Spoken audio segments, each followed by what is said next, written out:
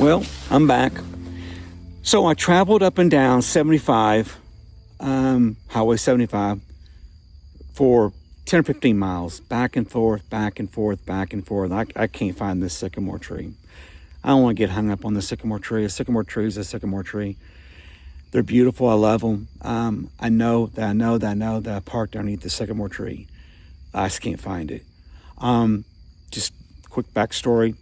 So 10 years ago, when I pulled off the side of the road, parked it under a sycamore tree. It was in October, and they were still farming. Cotton farmers were still scraping the bolls and dropping them in buggies. And we sat there, and there was dust flying across this road back in October. Even on that Saturday, it was cold, breezy. Just gusting winds. And so that was blowing a lot of this dirt from the farming.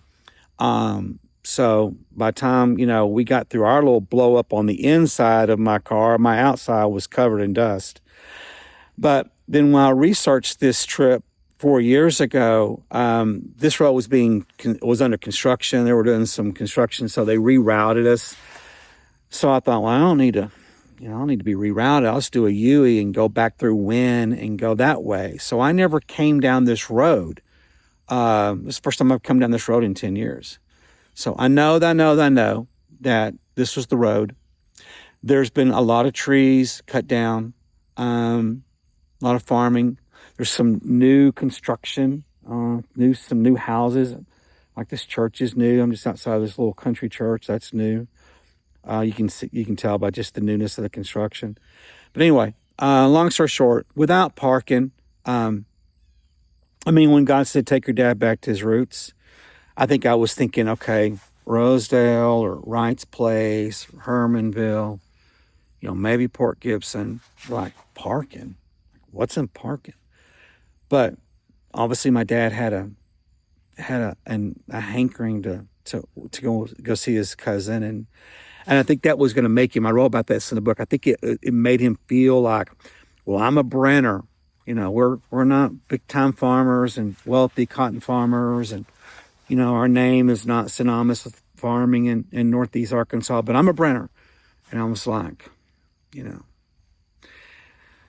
So without Parkin, there would have been no reconciliation. So, it's not about a sycamore tree. It's about what took place, and it was ugly. And it was like two gunslingers, the OK Corral, and I riddled my dad with bullets. It was a crime scene. There was so much stuff. My book would have never been written. The trip never would have taken place if we didn't have Parkin. And it started with, forgive me, and it started with me saying, I have not honored you for most of my life. And I really feel like that was the shift. The forgiveness, yes, but the failing to honor and acknowledging that to him. It was like a key insert of lock, and the whole thing just opened up. And then out of that, he repents, he asks for forgiveness, and the healing suddenly begins. It's just right there in my car underneath a sycamore tree. So I guess my point is that it's not when and where and how, but it's going to have to start with forgiveness. And that's what I've been talking about in my book and talked about yesterday. It's going to be messy at times. It was messy. It was chippy. It was messy. Keep in mind, and I didn't talk about it earlier today. I didn't really feel like the need to, but there was tension in the air that whole morning. He jumped me for not being on time, and I was. 10 years ago, he jumped me because he was ready to leave, and I had to pack him up, and I had to get us out the door, and there was a lot of stuff that I had to do, and he was just hungry, and so there was tension in the air that morning. And then when we kind of get things settled before we leave the hotel, then we get to, Cracker Barrel. Anybody ever heard of that? And we get that, I think, resolved. He talks a little bit about Win and Parkin. And then we get to Win, and I'm out there probably, I might have been out there an hour. So I left him in the car for an hour. And I'm getting lost with God. God's talking to me about generations and families. And God's just downloading. And I not trying to be religious or spiritual. I kind of get lost in the whole thing. But I'm sure my dad, who's somewhat cold and wet from trudging along in those fields, he's like, dude, where are you? Have you forgotten about me? Of course not. Like, where am I going to go? And so I get to the car, and immediately you can cut the tension with a knife. It's not good. Again, we make the loop around the cemetery, head to Parkin, and it was just crescendoing. God was setting it up. He was teeing it up. There's going to be a showdown at the OK Corral, and it's going to be ugly. I didn't know it. And then after I riddle him, his body, then I'm under, brokenness and remorse and feel terrible. And yet there's like this instant relief. You ever had like a boil or a sore where you lance it or you drain it and it hurts like hell? But then after it's drained, or after the doctor has maybe cut something out, then it's like, oh, well, that's kind of what it was with me. It was ugly. There was crap everywhere. I'm trying to keep this G-rated. There's crap everywhere. That's hurt. It's ashen white. But that was necessary for the beginning of the healing. And I'll never resent that. I'll never backtrack from that. But it's bittersweet. It sucked. But an hour later, we're both sobbing, and I'm hearing him be vulnerable for the first time in my entire life. Back out 10 years, so I'm 54? Yeah.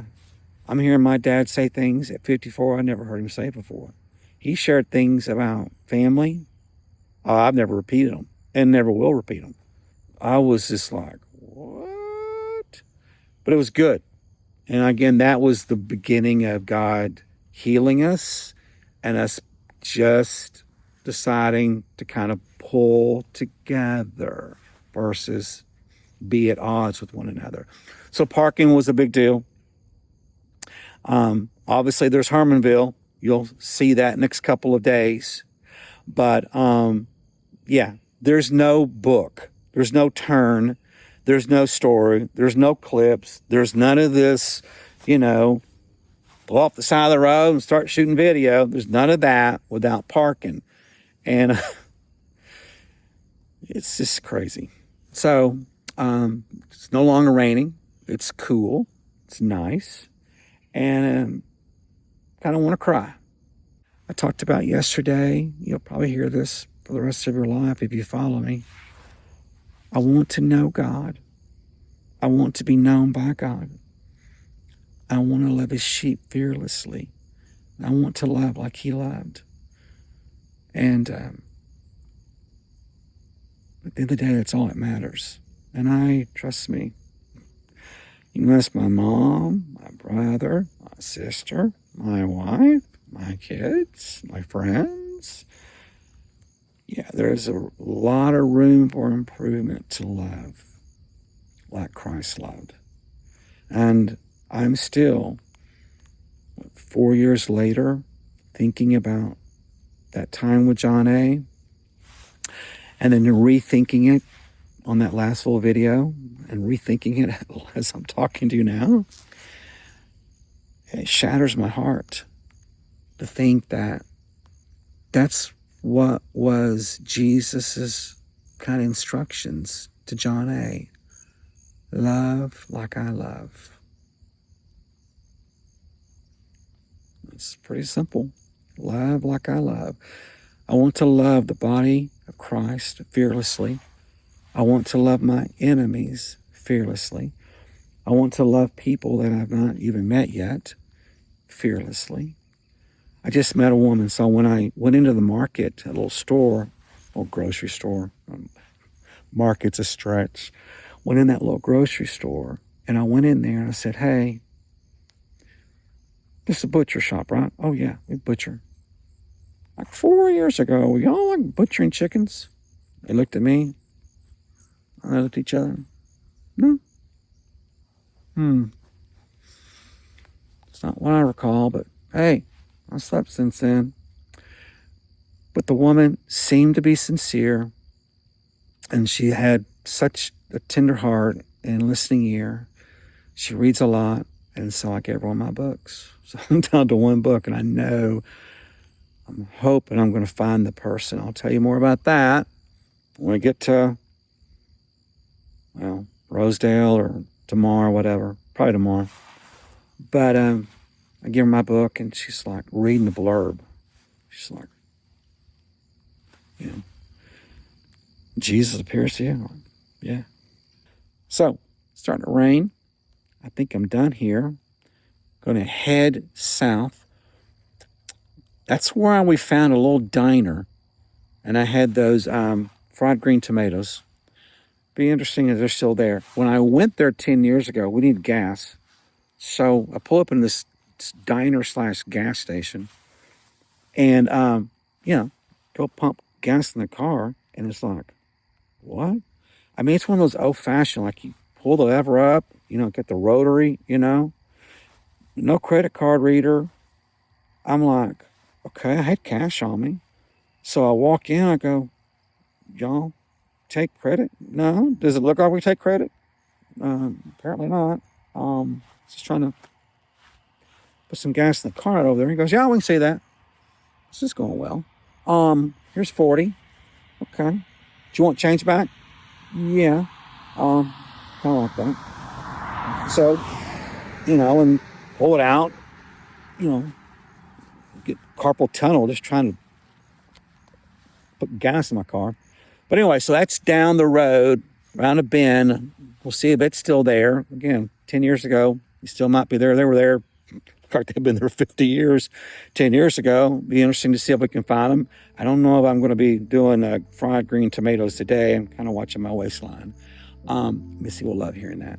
And then I'll start heading towards Rosedale, which will be on Highway 1, crossing the Mississippi River.